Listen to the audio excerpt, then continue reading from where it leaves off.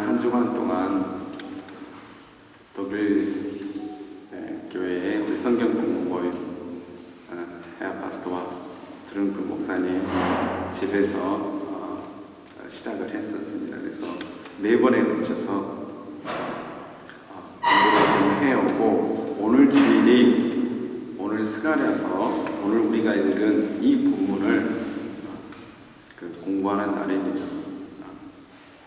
그래서 제가 순서를 맡았지만 상당히 저에게는 난해한 구절이고 공부를 많이 했어야 되는데 그렇지 못했음을 양해를 구합니다.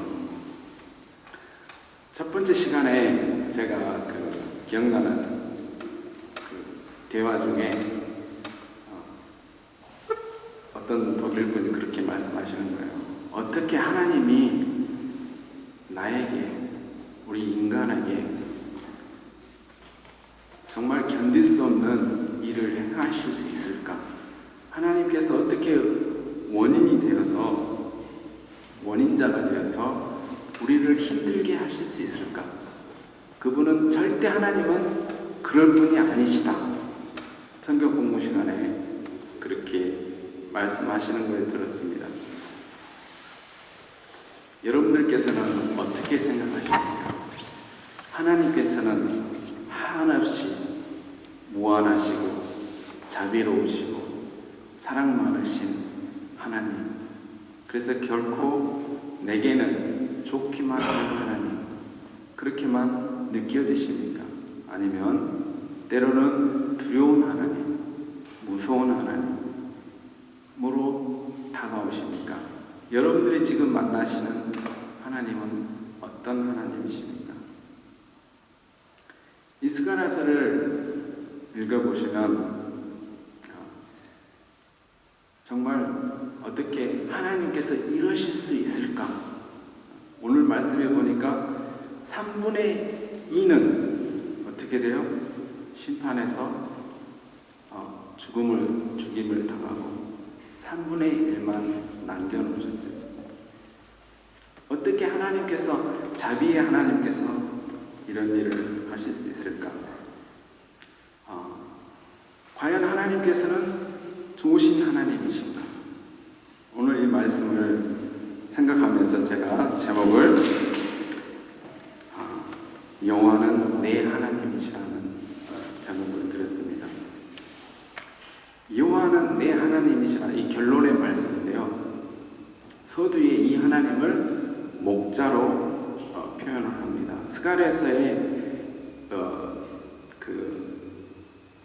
환상이, 여러 환상이 나오는데 11장에 보면 이 목자의 환상이 또 나옵니다. 거기에는 목자들이 여럿이 나오는데 다 어리석은 목자들이에요. 좋은 목자가 찾아볼 수가 없어요. 양을 버리거나 양을 힘들게 하는 그런 목자입니다. 그러면 오늘 13장 7절 말씀에 보니까 또 다시 이 목자에 대한 이야기가 나오는데, 만군의 여호와가 말하노라, 가라, 깨어서 내 목자, 내 짝된 자를 치라. 목자를 치면 양이 흩어지려니와. 참 무시한 말씀 같아요. 그러나 이 말씀이 아주 은혜의 복음이 담겨 있는 말씀입니다. 가라, 깨어서 내 목자를 치라. 내 목자를 치라. 이때 이 목자는 마태복음 26장 31절에 보면, 또 마가복음 14장에 보면 여기에 메시아 사상이 담겨 있습니다. 그리스도, 바로 십자가에서 고난당하신 그 메시아를 지금 예표하고 있는 말씀입니다. 마태복음 26장 우리 31절을 한번 찾아보시면 이런 말씀, 한번 같이 한번 찾아보실까요? 마태복음 26장. 어느 분이 빨리 찾으신 분이 한번 읽어보십시오.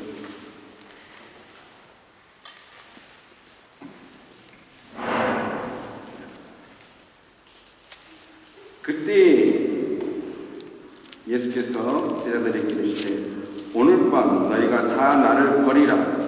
기록된 바 내가 목자를 치리니 양의 떼가 흩어지리라 하였느니라. 내가 목자를 치리니 누가 목자를 친다라는 거예요? 그 목자는 누구인 거예요? 예수 그리스도입니다. 예수 그리스도 하나님께서 죄 없는 예수 그리스도를 십자가에 죽게 하신 분, 바로 하나님의 구원의 사역을, 하나님의 사랑을 나타내 보이셨습니다.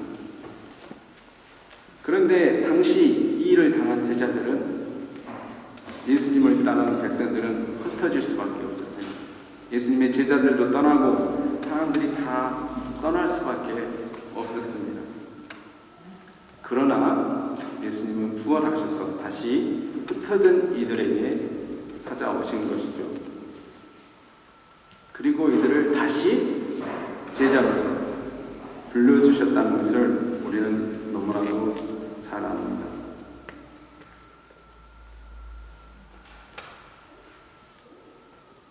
칼아 끼어서 내 목자를 치라.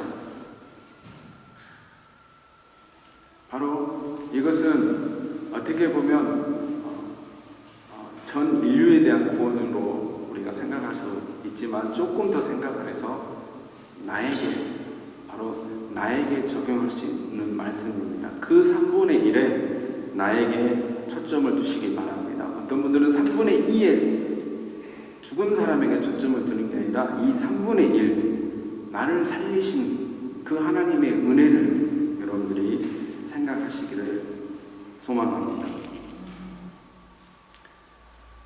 여기에 이 회복의 말씀이 있는데, 이제 마지막에 우리 9절 말씀에 보면 이런 말씀이 있습니다.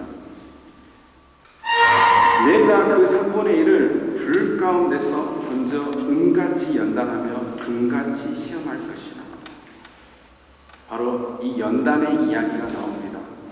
하나님께서는 바로 이 3분의 1을 구원하셨는데 그냥 가만히 두시는 것이 아니라 바로 연단하신다는 거예요. 마치 욥이 고난을 통해서 연단을 받았어서 내가 정금같이 나온다는 그 욥의 고백처럼 오늘 이 스가랴의 말씀도 우리에게 향하고 있습니다. 오늘날은 편안하게 예수 믿는 시대입니다. 저번에도 말씀드렸지만 하나님을 믿어야 돼요. 그러나 믿지만 너무 열심히는 믿지 말자. 하나님을 믿기는 믿는데 그렇게 순교하는 데까지 가서는 안 된다. 하나님을 믿긴 믿는데 적당히 믿어야 된다. 이게 이 적당주의가 만연되어 있습니다. 하나님은 필요한 것이에요. 칸트가 말하는 것처럼 그냥 요청되는 하나님이에요. 있으면 좋은 하나님이에요. 우리를 없으면 안 되고 있어서 우리를 정말 이 사회가 제대로 돌아가게 하고 가정이 더 돌아가게 하고 내가 마음적으로 행복하게 하는 그 정도까지만 믿자라고 하는 게 오늘날 이 세대의 신앙의 모습 중에 하나라고 봅니다. 그래서 가나안 성도, 지난번에 말씀드렸던 가나안 성도들이 생겨난 것입니다. 제가 신앙생활을 열심히 할 때는 교인이 아무도 없었습니다. 이사를 해서 교회를 선정을 해야 되는데 제가 이제 어느 십자가가 있는데 가서 보니까 지하예요. 지하를 가서 예배를 드리려고 보니까 아무도 없어요. 그래서 예배를 드리지 않는 줄 알았어요. 알고 봤더니 전도사님 한 분이 강대상에서 기도하고 계시니까 제가 볼 수가 없었죠. 제가 문을 열고 나가려고 하는데 예배 드립니다 그랬습니다. 그래서 저는 이곳이 우리 가족이 예배할 것이고 내가 예배할 것이다. 그래서 얼마나 제가 그 교회를 사랑했는지 제가 이런 말을 할 수 있습니다. 저의 그 신앙생활은 거기에서 다 형성되었다고 할 수 있을 정도로 얼마나 큰 은혜를 제가 입었는지 모릅니다. 그렇게까지 제가 행복했는지, 신앙생활하면서 그때처럼 행복했던 경험을 찾을 수가 없을 정도로 하나님께서는 그 작은 교회에서 제게 은혜를 베푸셨습니다. 저는 열심히 전도했습니다. 학교에서 만나는 학생들마다 전도했습니다. 그래서 몇십 년이 됐습니다. 제 그 반 아이들로만. 그리고 남녀노소 할머니 가리지 않고 다니면서 전도를 했습니다.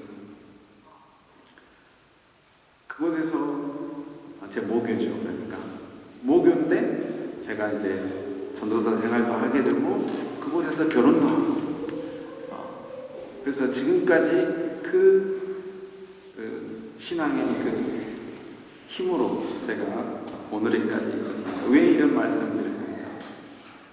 다른 분들은 요즘은 대형교회를 가려고 합니다. 왜냐하면 그 교회 가면 목사님 설교도 잘하시죠. 저처럼 이렇게 하지 않죠. 프로그램도 얼마나 많습니까? 좋은 프로그램들. 제가 어떤 분들 청소년 이렇게 상담하는데 교회를 옮기시겠대요. 왜요? 그랬더니 이 교회는 너무 적어서 프로그램도 별로 없고 그래서 더 나은 큰 교회로 가겠다는 거예요. 그곳에만 예수님이 계십니까? 아닙니다. 정말 그 고난의 현장에서 힘든 현장에서 이 연단의 현장을 겪어보지 않는다면 우리는 어쩌면 욥이 말하는 그 하나님을 혹시 우리가 보지 못할 수도 있다는 것을 여러분들에게 말씀드리고 싶습니다. 저희는 세상에 화려한 것을 보았으면 바울이, 모세가 그러한 고난의 현장으로 나가지 않을 것입니다. 이것은 누가 말해서 되는 것이 아닙니다. 왜냐하면 그 사랑을 받고 보니까 견딜 수가 없는 거예요. 안 할 수가 없는 거예요. 그래서 그렇게 하게 되는 것입니다. 찬양을 해라 해서 찬양이 아니라 내 영혼이 찬양하면 견딜 수가 없는 겁니다. 제가 군대에서 주일날에는 훈련을 시켜요. 그런데 어느 날 중대장님이 훈련대장님 저한테 찾아와서 애로사항이 오면 애로사항이 당연히 있죠. 예배를 드리고 싶은데 예배를 드릴 수가 없습니다. 그 다음 때 예배를 드리게 해줬습니다. 그때 주 하나님 지으신 세계를 부르면서 제가 얼마나 울었는지 모릅니다. 그러니까 옆에 있는 사람들이 주 하나님 지으신 세계를 보면서 왜 사람들이 왜 저렇게 우는지 그렇게 찬양하고 하는 그 자체가 얼마나 감격스러운지 모릅니다. 우리가 하나님께서 고난에 우리를 이끌어 가실 수 있습니다. 그러나 진정한 신앙인은, 진정한 제자는 3분의 1은 하나님께서 연단해서 어떻게 하시겠습니까? 아마 어떻게 하면 자원해서 하나님 내가 여기 있나이다. 내가 가겠나이다. 십자가를 지고 내가 가겠나이다. 내가 그 현장으로 내가 뻔히 알지만 거기 가면 힘드는 거 내가 뻔히 알지만 주를 위해서 주의 영광을 위해서 가겠나이다 하는 이러한 성도들이 이 중앙교회에 많이 생겨나길 바랍니다. 마지막으로 여기에 새로운 여러분들이 결혼식 하면 주례자가 아내를 받아들이겠습니까? 하나님 앞에 서약하시죠. 이 서약하는 내용이 나옵니다.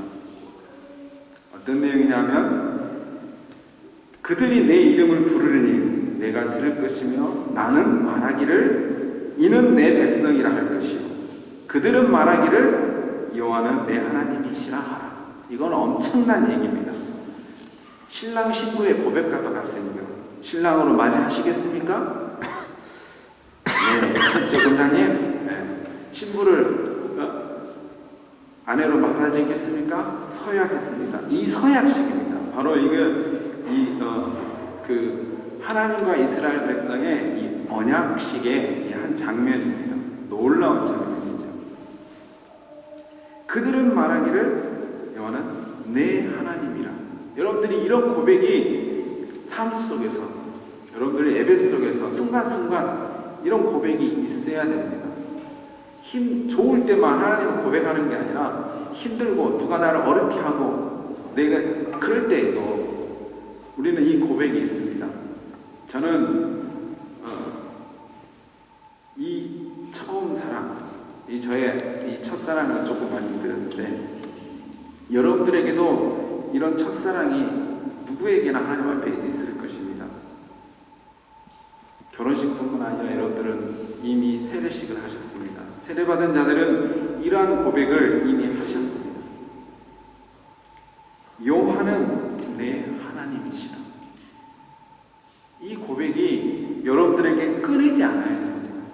좋을 때만 오 하나님이 아니라 힘들 때에도 하나님께서 내 불구동으로 연단하는 장으로 인도할지라도 내가 혼자서 예배 드린다 할지라도 골방에서 예배 드린다 할지라도 세례 요한처럼 사막에서 내가 있더라 할지라도 우리가 여호와는 내 하나님이시라는 그 고백이 있어야 됩니다.